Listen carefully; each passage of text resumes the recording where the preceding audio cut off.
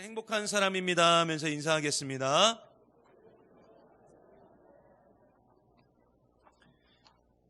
우리는 행복한 사람인 줄 믿습니다. 오늘은 비전설교 마지막 날입니다. 우리가 지난주에 5번째 것을 먼저 보았고요. 오늘은 이제 4번째 비전, 순천과 열방을 품는 공동체에 대해서, 그 비전에 대해서 함께 나누고자 합니다. 먼저 우리가 오늘 말씀을 본격적으로 보기 전에 제가 여러분에게 좀 질문을 한 가지 할까 해요. 여러분 답하지 않으셔도 돼요.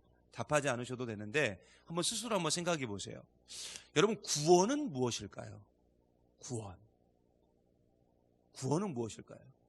예전에 우리 목사님들이 늘 즐겨 하셨던 농담대로 10원 빼기 이론이 구원인가요? 그건 아니죠. 우리 구원. 여러분, 사실 구원은 무엇인가라는 질문 앞에서 대부분의 그리스도인들이 뭐부터 딱 생각하냐면, 죄 용서받는 거다. 내 죄 용서받는 것. 이걸 다 구원이라고 생각을 합니다. 물론 우리는 예수님께서 십자가에서 우리를 대신하여 죽으심으로 말미암아 영원히 해결하지 못할 죄를 우리가 다 용서받았어요. 그런데 그 이전에 우리가 먼저 생각해야 될 부분이 있는데, 죄가 무엇인지에 대해서 좀 살펴봐야 돼요. 그렇잖아요. 우리가 죄를 용서받았다고 했는데 그러면 이 죄가 뭐냐 이거죠. 솔직히 우리가 생각하는 그 죄는 대부분이 윤리적인 죄를 말합니다. 그런데 이 윤리라는 것이 지극히 인간적인 입장에서 윤리라는 거죠. 그리고 이 윤리적인 죄를 우리가 짓지 않는다고 해서 우리가 구원을 받을 수 있는 것도 아닙니다.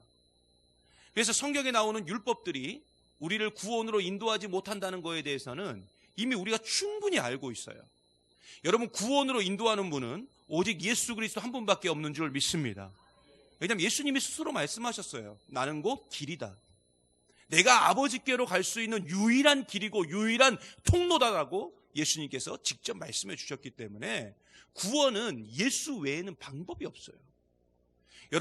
그러므로 여러분, 성경에서 말하는 죄는 단순히 우리가 알고 있는 윤리적인 죄가 아니라는 겁니다. 성경에서는 그걸 죄라고 말하지 않아요. 물론 윤리적인 죄를 짓는 것, 그걸 범죄 저지르는 것, 잘못된 일입니다. 하지 말아야 돼요. 그러나 성경은 진짜 죄는 그게 아니라는 거예요. 여러분, 죄는요, 헬라어로, 그러니까 고대 그리스어로 보통 신약 성경이 다 쓰여졌는데, 그 헬라어로 죄는 뭐냐면 하마르티아예요. 하마르티아. 근데 이 하마르티아라는 말의 그 정확한 의미를 살펴보면 어떤 의미가 있냐면, 관역에서 벗어나다, 타켓에서 벗어나다, 이런 의미를 가지고 있습니다. 여러분, 우리가 양궁 경기, 올림픽 때 양궁 경기 많이 보셨죠? 그 양궁 경기를 하면 그 양궁의 활이 어디에 맞춰져야 돼요? 그죠? 관역에 들어가야 돼요. 관역을 벗어나면 안 돼요. 그 타켓에, 그 관역에 정확히 맞아야 되는데, 이 관역을 벗어난 것, 이 활이 관역을 벗어난 것을 하마르티아라고 말합니다. 하마르티아. 그렇다면 이 관역이 뭐냐 이거죠. 그렇잖아요. 거기에 분명히 맞춰야 죄를 짓지 않는 건데, 그러면 그 관역이 뭐냐? 그 관역은 바로 예수 그리스도라는 겁니다. 성경은 그걸 이야기하고 있어요. 결국 예수님에서 벗어난 상태, 예수님과 멀어진 상태, 더 정확히 말하면은 하나님과의 관계가 끊어진 상태가 뭐냐? 그게 죄라는 거예요.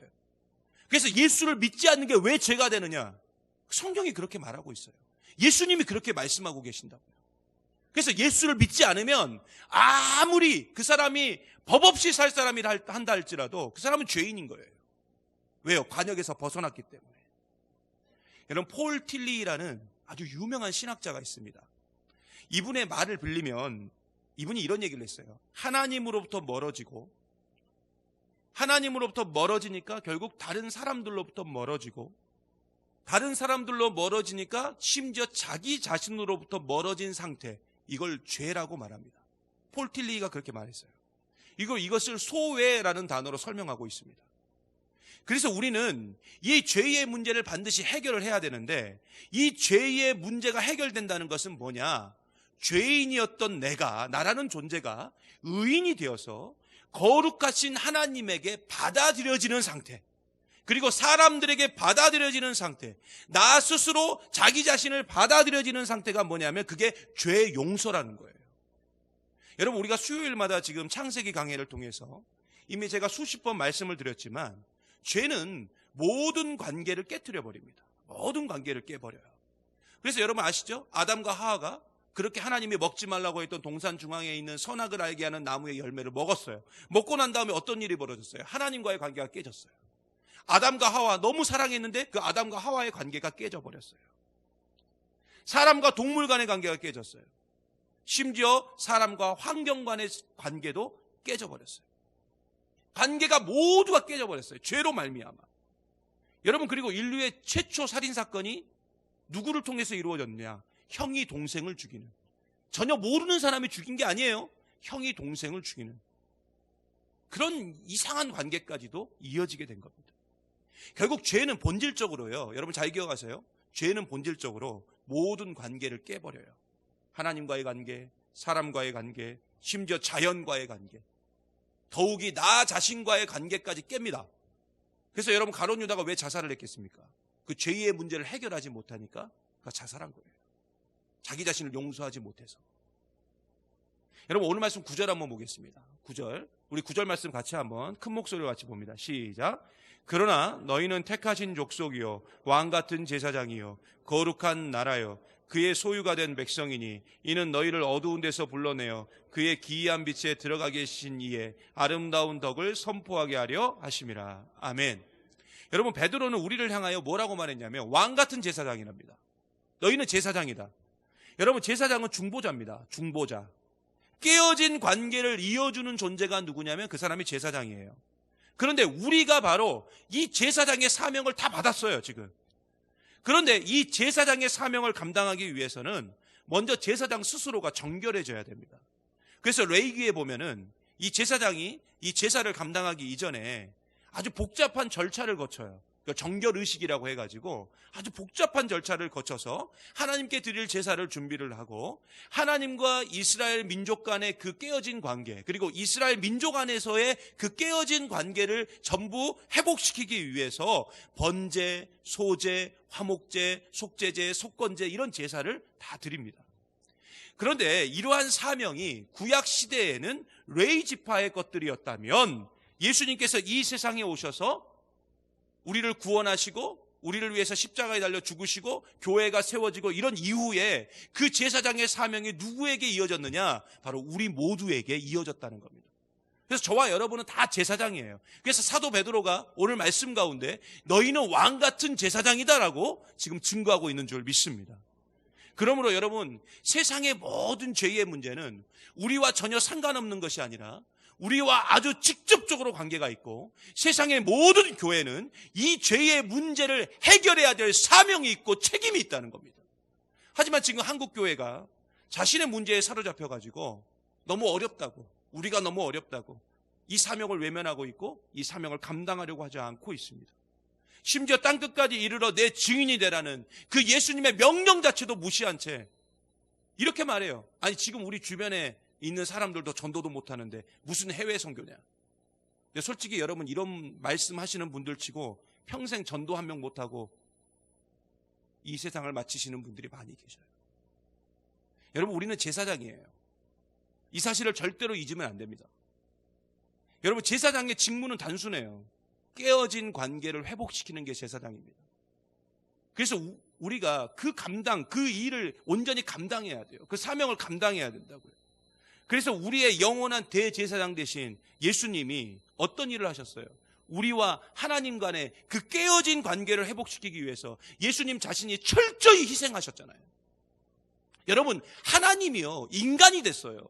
그 깨어진 관계를 회복시키기 위해서 하나님이 인간이 됐다고요. 여러분, 이건 있을 수 없는 일이에요. 가당치도 않은 일이에요. 그런데 우리를 너무 사랑하셔서 우리와 하나님 간의 관계, 그 관계를, 깨어진 관계를 회복시키시기 위해서 예수님께서, 하나님께서 이 땅 가운데 인간으로 오셨다고. 그것만 해도 정말 대단하다고 생각하는데 더 놀라운 게 있죠? 심지어 우리를 대신해서 십자가에 달려 죽으셨어요. 근데 이러한 희생과 헌신은 결국 거룩하신 하나님에게 죄인된 우리가 받아들여지고 또 인정받는 놀라운 은혜를 경험하게 되었다는 것입니다. 여러분, 우리가 이런 은혜를 받았어요. 그러면 이 은혜 어떻게 해야 됩니까? 받은 은혜 어떻게 해야 돼요? 갚아야죠. 갚아야죠. 그리고 이 은혜를 갚는 방법은 단순해요. 우리가 예수님처럼 살면 되는 줄 믿습니다. 깨어진 관계를 회복시키기 위해서 나 자신부터 좀 희생하고 헌신하면 돼요. 그러므로 먼저 우리 안에 여러분 깨어진 관계가 회복돼야 돼요. 우리 안에. 여러분 교회는 하나님 나라입니다. 그래서 교회 공동체는 끊임없이 서로 세워주고 서로 안아주고 아껴주고 인정해주고 감싸주고 나아가야 돼요. 그게 하나님 나라 아닙니까? 물론 내 마음에 안 든 사람이 있어요. 왠지 얼굴만 봐도 죽도록 미운 사람도 있을 수 있어요. 하지만 교회 공동체는 하나님 나라잖아요.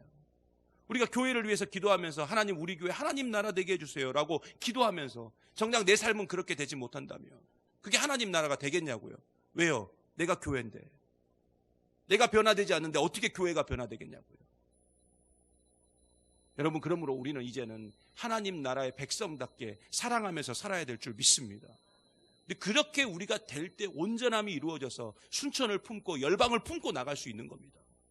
여러분 사도행전 1장 8절에 보면 예수님께서 하늘로 올라가시면서 자신의 제자들에게 하신 아주 유명한 말씀이 있죠. 우리 사도행전 1장 8절 같이 한번 보겠습니다. 시작. 오직 성령이 너희에게 임하시면 너희가 권능을 받고 예루살렘과 온 유대와 사마리아와 땅 끝까지 이르러 내 증인이 되리라 하시니라. 아멘. 우리가 이 말씀을 보면은 항상 좋아하는 구절이 있어요. 오직 성령이 너희에게 임하시면 너희가 권능을 받고. 아멘. 근데 여기서 아멘하고 끝내버려요. 그 뒤에는 관심이 없어요. 근데 여러분 이 말씀의 핵심은 뒤에 있어요. 뒤에 있다고요. 하나님 저에게 성령을 주시옵소서. 저에게 권능을 주시옵소서. 우리 다 그렇게 기도하시잖아요. 근데 그 뒤에는 기도를 안 한다니까요. 이게 하나님이 묻는 거예요. 야 성령 받아서 뭐 할래? 권능 받아서 뭐 할래? 왜 받아야 되느냐? 예루살렘과 온 유대와 사마리아와 땅 끝까지 이르러 내 증인이 되기 위해서, 예수 증인 되기 위해서. 근데 여러분 예수님께서 이것을 유언과 같이 하신 말씀이잖아요. 하늘로 올라가시기 전에, 승천하시기 전에 자신의 사랑하는 제자들에게 유언과 같이 남긴 말씀이거든요. 근데 이 말씀을 딱 남겼을 때 제자들의 기분이 어땠냐면, 물론 성경에 자세히 나오진 않았지만 정황상 제 생각에는 아마 굉장히 듣기 싫었을 겁니다. 아마 사시나무 떨듯 벌벌 떨고 있었을 거예요. 왜 그런지 아세요? 여러분 이 말씀을 잘 봐야 돼요. 예루살렘 보세요. 예루살렘. 여러분 예루살렘은 제자들에게 어떤 곳이냐면 트라우마가 있어요. 여기서 누가 죽었어요? 여기서 누가 죽으셨냐고요? 예수님이 죽었어요. 예루살렘에서. 자기들도 죽을 것 같아가지고 도망쳤다고요. 근데 그 예루살렘 다시 들어가라는 거예요. 거기 가면 죽는데. 거기 가서 내 증인 되래요. 여러분 예수님을 죽인 사람들이 가득한 곳, 그래서 제자들을 죽이려고 아주 그냥 이를 갈고 있는 사람들이 가득한 곳이 예루살렘이에요. 근데 거기 가라는 거예요. 여러분 유대는 어떤 곳입니까? 여러분 예수님과 제자들은 갈릴리 출신입니다. 유대 출신이 아니라고요. 그런데 그 당시 유대 지역에 살던 유대인들은 갈릴리 지역에 살던 유대인들을 무시했어요. 오죽했으면 그 당시에 갈릴리 나사렛에 어떤 선한 것이 나오겠느냐, 무슨 선한 것이 나오겠느냐, 이런 말이 돌 정도였어요. 그러니 이 갈릴리 출신 제자들은 유대하면 이를 가는 거예요. 우리를 무시하는 것들, 같은 유대인이면서 우리를 무시하는 것들. 그 다음에 사마리아는 어떤 곳입니까? 사마리아는 유대인들이 다 혐오하는 장소 아닙니까? 그렇잖아요. 여러분 유대인들과 이방인들의 피가 섞인 곳, 그게 사마리아거든요. 그게 사마리아 사람이라고 말해요. 순수 혈통을 중요시하는 유대인들에게 사마리아, 그리고 그곳에 사는 사마리아 사람들은 유대인들에게 혐오의 대상이었습니다. 생각하는 것 자체가 싫었어요. 여러분 땅끝은 어디냐? 땅끝은 이방인을 말합니다. 근데 유대인의 입장에서 이방인은 개만도 못한 존재예요. 근데 예수님이 지금 뭐라고 말씀하시는 겁니까? 예루살렘으로 가래요. 유대로 가래요. 사마리아로 가래요. 개만도 못한 이방인들에게 가서 주의 복음 전하래요. 예수 증인되랍니다.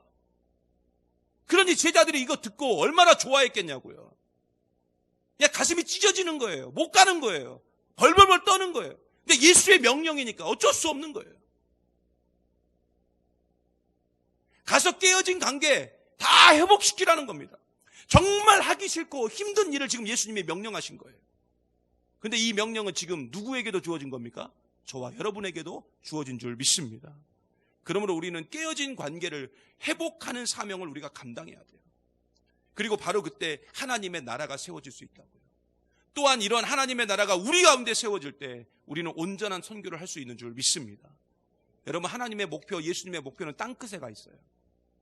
그래서 우리는 반드시 땅끝으로 가야 됩니다. 그것이 우리의 사명이에요. 우리가 받은 은혜 갚는 길인 줄 믿습니다. 오늘 9명의 단기 선교사가 파송이 됩니다. 킬링필드의 땅, 죽음의 땅이죠. 우상이 가득한 땅, 에이즈가 창궐하고 질병으로 눈물을 흘리는 그 땅으로 우리가 나아갑니다. 그리고 이것은 이제 시작에 불과합니다. 앞으로 우리는 더 많은 나라 그리고 더 많은 지역으로 우리가 나아가야 될 줄 믿습니다. 순천을 넘어서 온 열방을 향하여 한 손에는 복음을 들고 한 손에는 사랑을 들고 우리가 땅끝까지 이르러 주의 증인된 이 사명을 감당해야 될 줄 믿습니다. 왜냐하면 우리는 제사장이잖아요. 깨어진 모든 관계를 회복시키는 그 제사장의 사명을 우리가 다 받았잖아요. 그럼 감당해야죠. 이번에 여러분의 기도와 여러분의 도움으로 모든 준비는 완벽하게 마쳤습니다. 이제 본격적으로 영적 전쟁을 치르러 갑니다. 비록 6일간 우리가 서로 다른 나라에 있지만 예수님 안에서 우리가 함께 연결되어 있음을 잊지 마시고 끝까지 여러분 기도해 주시기 바랍니다. 여러분의 기도가 한 생명을 돌아오게 만듭니다. 한 생명이 돌아올 때 우리 주님은 기뻐 춤추며 가장 행복해 하실 줄 믿습니다. 오늘도 이 사실을 믿고요, 우리 함께 기도하고 주님이 주신 그 지경을 더욱더 넓혀감을 통해서 순천과 온 열방을 품고 나아가는 저와 여러분 되시기를 간절히 소망합니다. 이 시간 잠깐 기도하겠습니다.